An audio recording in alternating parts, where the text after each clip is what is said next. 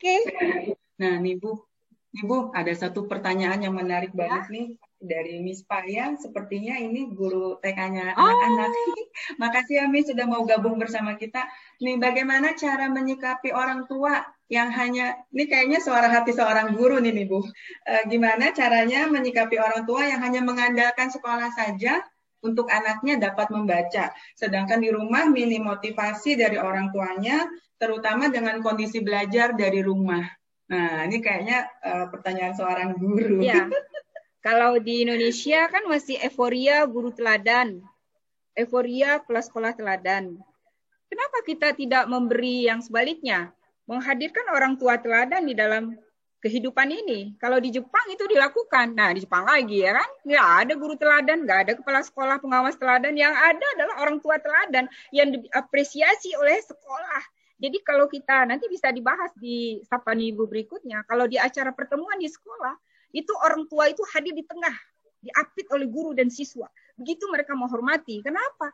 Karena kalau anaknya sudah terdidik dengan baik dari rumah, kan tugas guru itu enteng.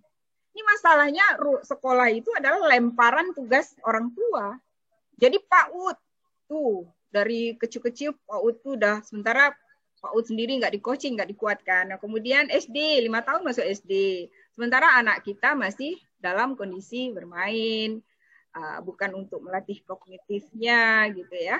Nah, jadi hal-hal seperti ini yang kembali ke misi. Tadi pertanyaan Bunda Rani terkait dengan bagaimana misi sebuah keluarga untuk membangun keluarga literasi ini.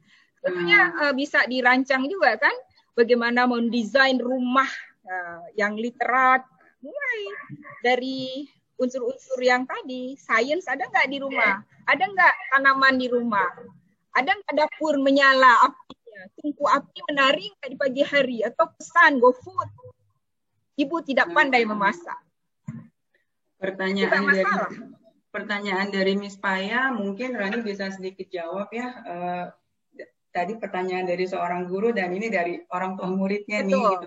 Bahwa sebenarnya buat Rani sendiri, kebetulan buat Rani itu sebenarnya ini balik sih ke pribadi kita ya. Nah, buat Rani sendiri akan sangat bahagia kalau kita sendiri yang dulu nih ngajarin anak kita gitu dibanding orang. Jadi memang kayak kan nanti kalau ditanya ibu madrasahnya anak kan, nah itu jadi balik lagi ke para orang tua pembelajar. Rani sharing bagaimana Rani terhadap si kembar. Ketika kita bisa ajarin anak baca Bismillahirrahmanirrahim, Al-Fatihah, Alhamdulillah, kan itu nanti kelak dia akan dibaca terus kan sampai akhir hayat. Betapa banyak pahala yang kita bisa dapat. Jadi kalau bisa kita ajarin dulu nih, kenapa kita harus bergantung sih sama guru gitu.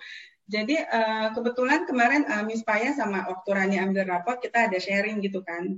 Beliau bertanya, makanya mungkin beliau penasaran nih mau ikut acara ini gitu kan. Karena beliau ngelihat gimana si kembar kok bisa duduk manis gitu, kok bisa gini. Jadi memang balik sih sebenarnya ya orang tua, balik ke niat kita ketika Allah kasih kita anak, ketika Allah kasih kita kepercayaan, berarti artinya bahwa kita diminta ini pertanggungjawabannya. Nah, buat Rani sih diminta belajar ya, diminta orang tua selalu belajar. Dan iya gitu, belajar.